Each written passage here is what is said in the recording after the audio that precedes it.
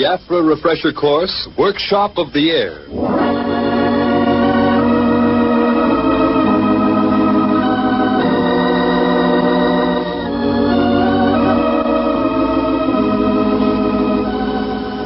This series of programs is presented by members of the student body of the AFRA refresher course. This course is sponsored by the Los Angeles local American Federation of Radio Artists and is available only to veterans who have had a minimum of 2 years of commercial radio or the equivalent while serving in the armed forces. Today's play is Night Flight by Arch Obler, directed by Bob McGinnis with Bob Hamilton at the organ.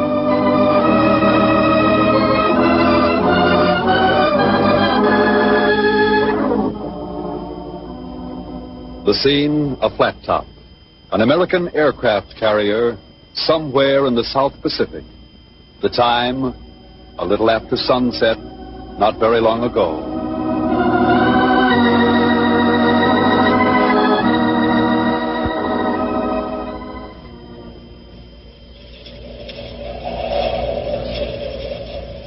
Well, Commander? Nothing. No word. Who is it? Lieutenant Webster. Fighter Squadron 3. Anyone see him go down? No, sir. Samuelson saw him get a 0, and then the dogfight spread over so large an area, he lost contact. Those infernal clouds. Any radio contacts, Mr. Reynolds? No, sir. Well, I can't risk holding the ship here much longer. I can't. Yes, sir. Well, if I only knew where that infernal Jap task force was, we could wait around until morning and maybe... He's on, sir. We made contact. Well, switch on the speaker. Yes, sir. Come in, Webster. Come in, Webster. Do you hear me? Come in, Webster. Had him a minute ago. Webster to CO. Webster to CO. We've got him, sir. Are you there, sir? Are you there, sir? Give me that hand mic. Yes, sir. Hello, Webster. Hello, Webster. Do you hear me? Do you hear me? Yes, sir. Yes, sir. I hear you. Can you see us? Can you see us? No, sir. I can't. Can you give me your approximate position in relation to battle zone? Most of instrument board is shot away. Can you give me approximate position in relation to battle zone? Sorry, Webster. We cannot give you bearing due to Tojo. We cannot give you bearing due to Tojo. I understand, sir. I'll keep circling. Visibility now practically zero. Visibility now practically zero. I'll keep circling. Ask him about his gas supply, sir. Yes. Webster, how's the gas? How's the gas? On auxiliary. On auxiliary. I'll keep circling. How did the boys do? How did the boys do? 3 transports, a cruiser, and 15 Zeros. You got one confirmed.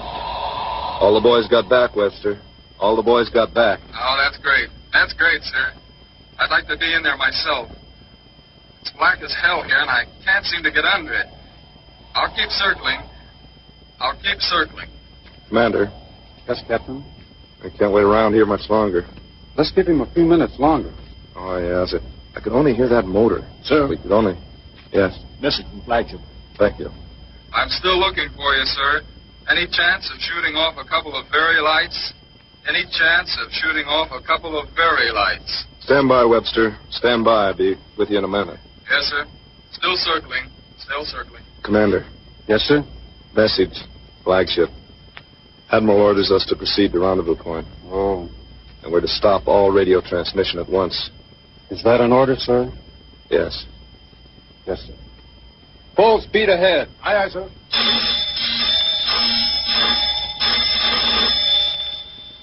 Hello, Webster? Hello, Webster. Can you hear me? Webster, can you hear me? Yes, Captain, I hear you. I hear you. Can you shoot off those rockets now? How about those rockets? The radio transmitter is very strong now. I must be very close to you. Can you shoot off those rockets now? Webster, listen. Tojo is in vicinity. My orders are to cease radio transmission at once. My orders are to cease radio transmission at once. Did you hear that, Webster? Did you hear that, Webster? Yes, sir. Message received, Captain. Message received. Captain, may I? Of course. Lieutenant Webster, Commander Gorham wants to talk to you. Hello, Lieutenant. Hello, Lieutenant. How is your gas? How is your gas? About 20 minutes left, sir. About 20 minutes, sir. You should be approximately 463 miles northwest of Henderson Field. You should be approximately 463 miles northwest of Henderson. Thank you, sir. I am stopping transmission now. Good luck to all of you. Good luck. Thank you, Ed. Good luck.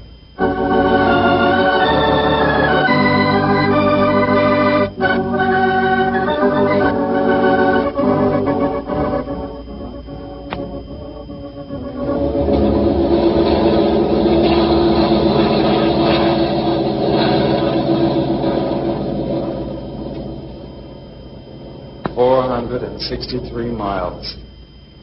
He said 463 miles. 463 miles to Henderson Field. How much gas have I got? Enough for 100. 100 from 463 leaves. No. Gotta get up high. That's it. High. High. High.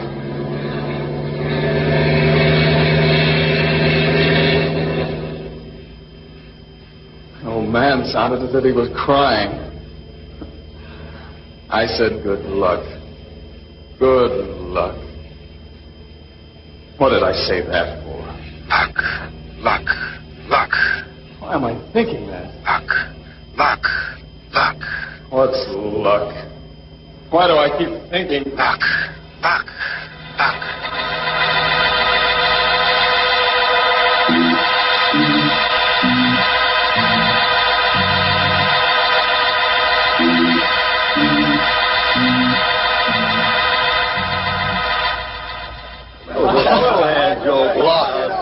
Luck! Look at these cards. I've got the luck of a one-armed paper hanger with the hives. Well, good thing you have corny metaphors and play your cards. Will you listen to who's talking? Eddie, the shark. Yeah, Ed. How much money did you make on that hand yesterday? How much? Gross or net? What do you mean? Yeah, what's the double talk? Well, gross, I made $18.75 on the hand, but net, after Terry's $5 loan and $3.60 of IOUs from Slim here, I made a net profit of $10. Okay, Mr. Webster, and on that 10, I bet you 2-1 we don't have any action for 7 days, inclusive. That's a bet. How's about that, guy? Where did you get the information, Slim? Matsumoto's got a direct wire into his bunk. 2-1, it's Mrs. Matsumoto. Hey, that's all right, get going.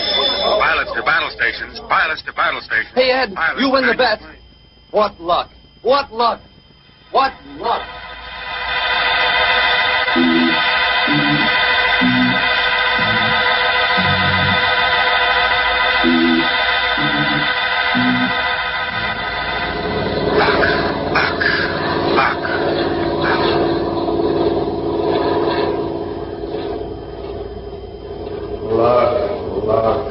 Stop thinking about it. Hide your go, lady. Hide your go. But easy, lady. Easy.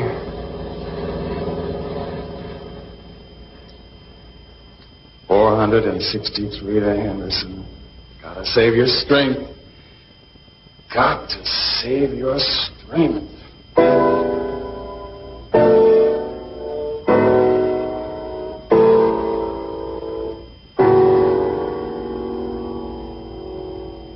Those notes.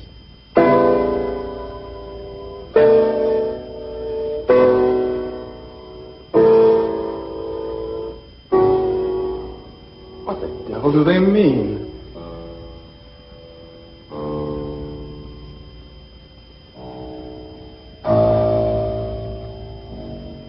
Why do I remember them now?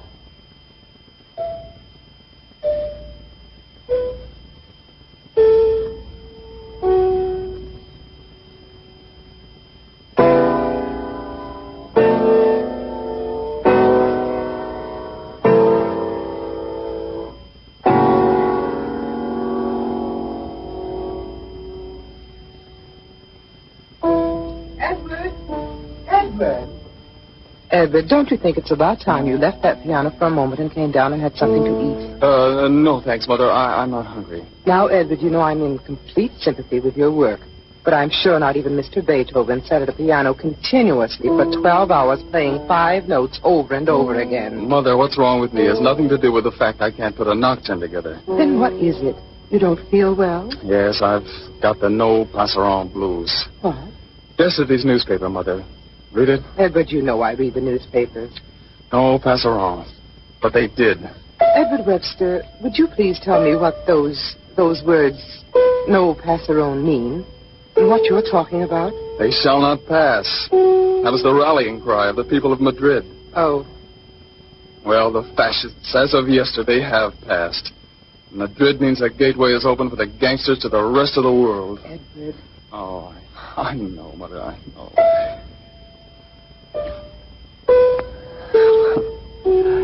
It's most unbecoming for an artist to get too blamed. What's that word that always makes you shudder? Oh, yes, socially conscious. You're a composer, not a politician. Of course, of course. All that happens in the world is ephemeral, but art alone is eternal. So I'll go on with this nocturne and the hell with Madrid. But if you don't mind, I'd rather not eat.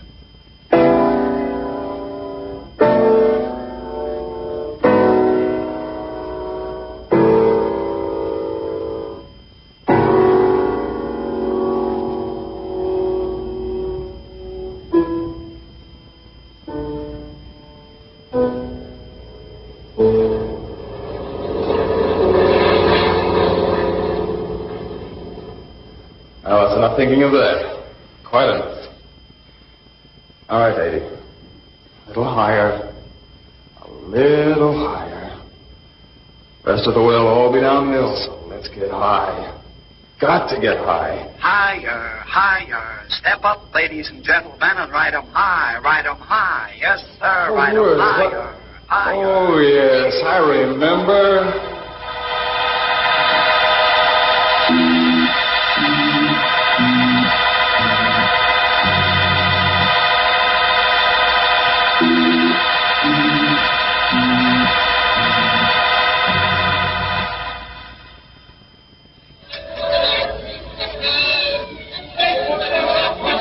Higher, higher, ride 'em high, highest Ferris wheel this side of the Mississippi. Step up, boys and girls, and ride 'em high. Shall we? If you want to. I do.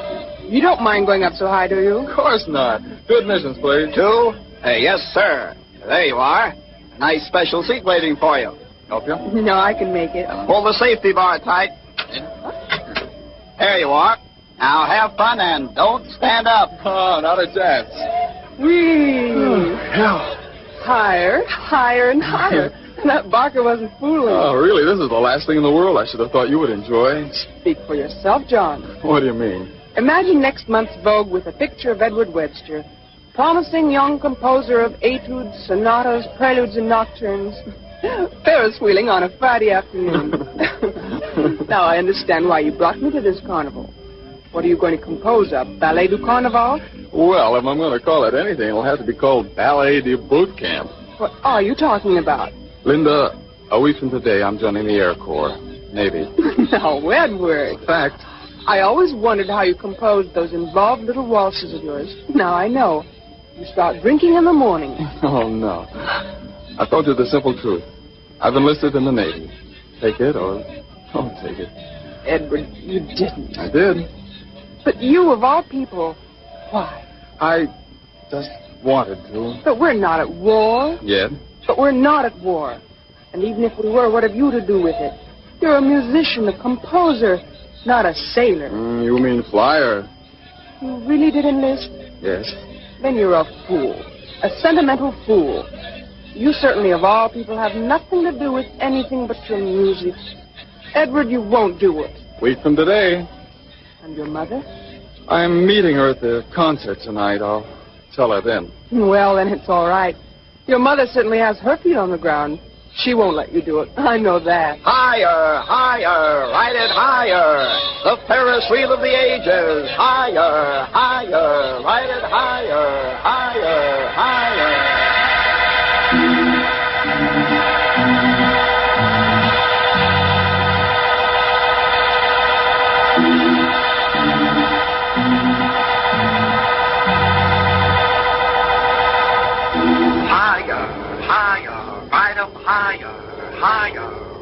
No. Oh, what's the matter with me? What's the good of thinking about those days? One thing to think about. 463 miles of... No, think about nothing. Just ride.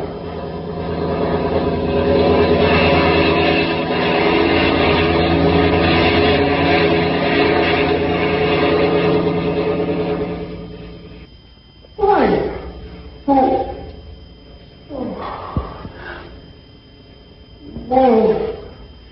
Just the moon. Sky clearing up. Just a little late. Hiya, moon. Who said that? Composer of moonbeams. Yes, Bergman. Oh, Bergman, I do remember. Composer of moonbeams. Composer of moonbeams.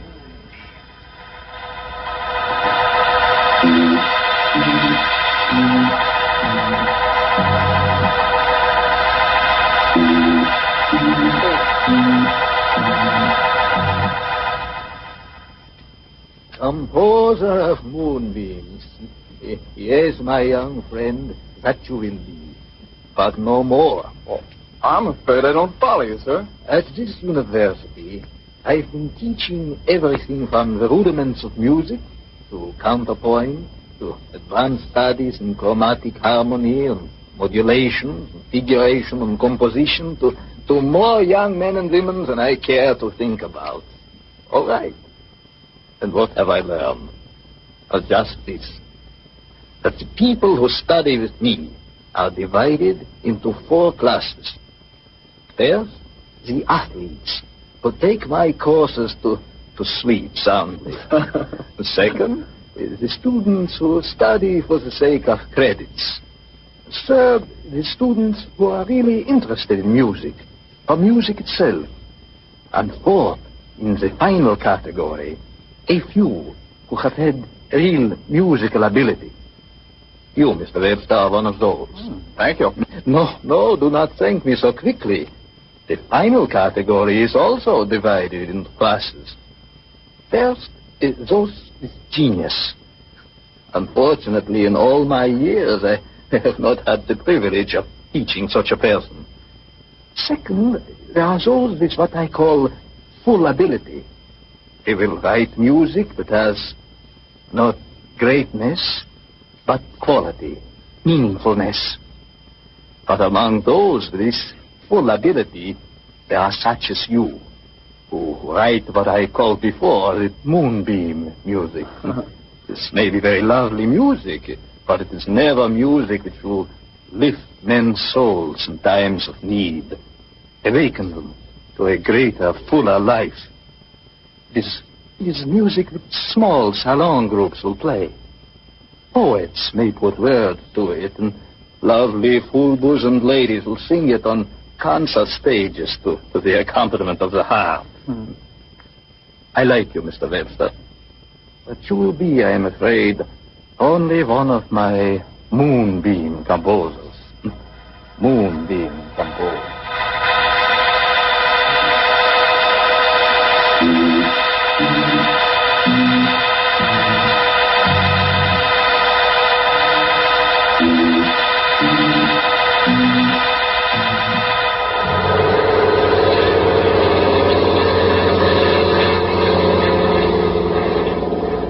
Yeah, I'm riding on one of those moonbeams now, Professor.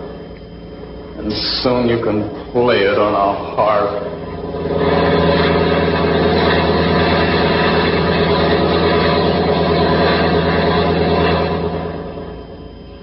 No, take it easy, lady.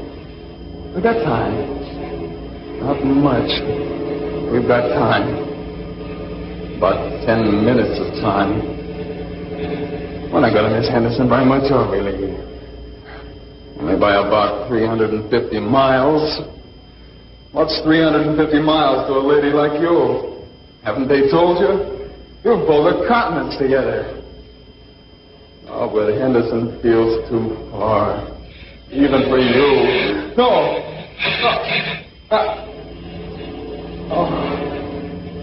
I thought... Oh, don't do that to me, lady. You still got gas. A little. Keep going, lady. Keep going. I'll sing to you, lady.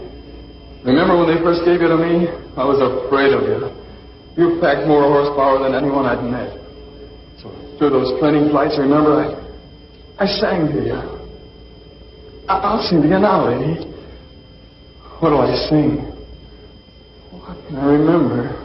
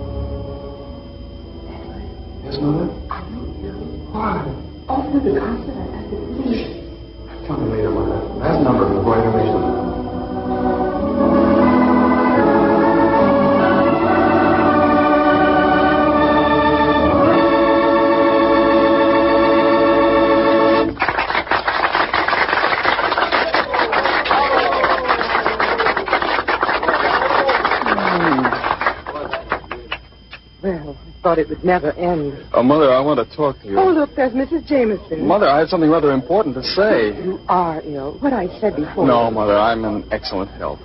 In fact, the examining doctor seemed rather surprised at my lack of disabilities. Examining doctor? Yes. Examination for what, Edward? Naval aviation. Are you serious? Yes. I've been wanting to tell you for the last few days. Somehow, here, now, I'm able to say it.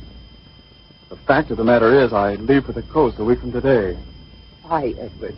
Why are you doing this to me? No, not to you. To myself. I've thought it all out. I'm doing it. We're not at war yet. Someone else said that to me this afternoon. We're not at war. We are, Mother. We've been at war ever since that first Japanese walked into Manchuria. We've been at war since Mussolini started to blackjack and castor oil free men into his way of doing. We've been at war since that first bullet made in Germany hit some workman's wife in Madrid. Well, it's still that. Yes. Sooner or later, we will have to fight. And I want to be ready. Well, this is hardly the place. We'll talk about it when we get home. No, Mother. Talk it out now, here. There's no more evading it. All right. Then listen to me. I won't let you make a fool of yourself. You're a composer, an artist, not a soldier. You have no sense of duty to me. At least have that obligation to your art. Edward, your wonderful talents. Surely they're more important to the world than anything else you might do. Even if there should be a war, think how more important and necessary you are as an artist than as a soldier. Edward, there are thousands of men who can carry that gun. But who could replace your musical talent? All right. You said it clearly. The concert's going to begin again, so I'll say it quickly because once I've said this, there'll be no more to talk about. Oh, but Edward, you... No, you said it all, Mother, very clearly. I'm a composer, an artist.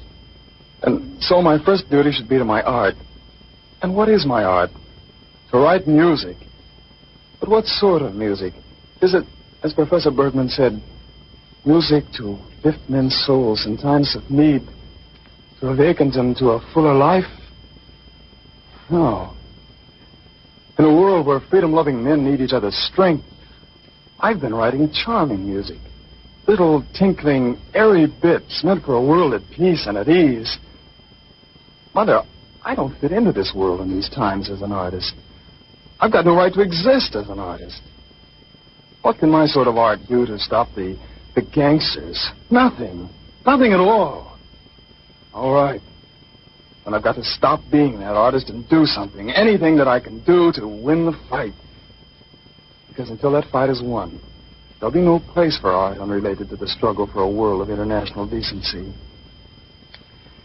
Mother, I've said it as clearly as I can, as clearly as I've thought it out all these weeks. In this world, in this time, the right to exist for any one of us must be determined from the standpoint of exactly what each of us is doing in a war that's as much the artists and the businessmen and the scientists and the housewives as it is the soldiers.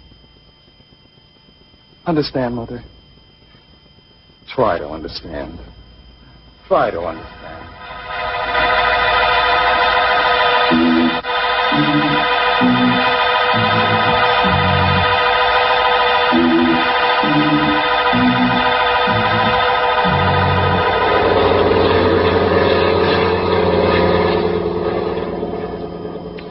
Yes, Mother. Understand. Lady!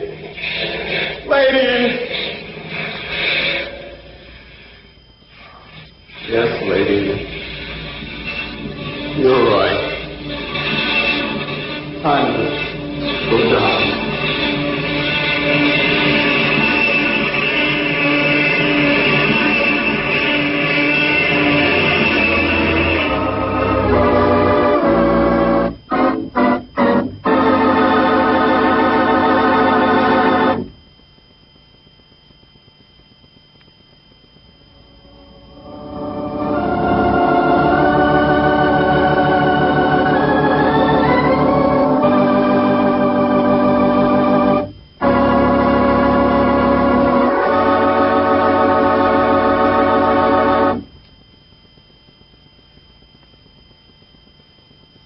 You have just heard Night Flight, written by Art Jobler and directed by Bob McGinnis.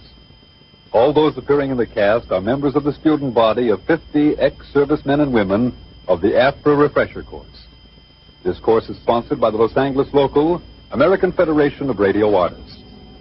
Appearing in today's play were Roland Morris as Edward Webster, Ermi Ray as Mrs. Webster, Alice Backus as Linda, Phil Norman as Professor Bergman, and Bruce Anson as the naval captain.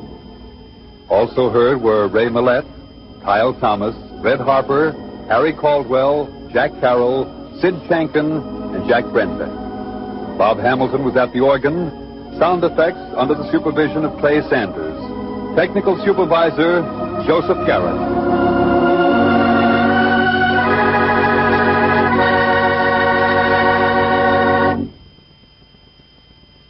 Tom McKee speaking. This is AFRA.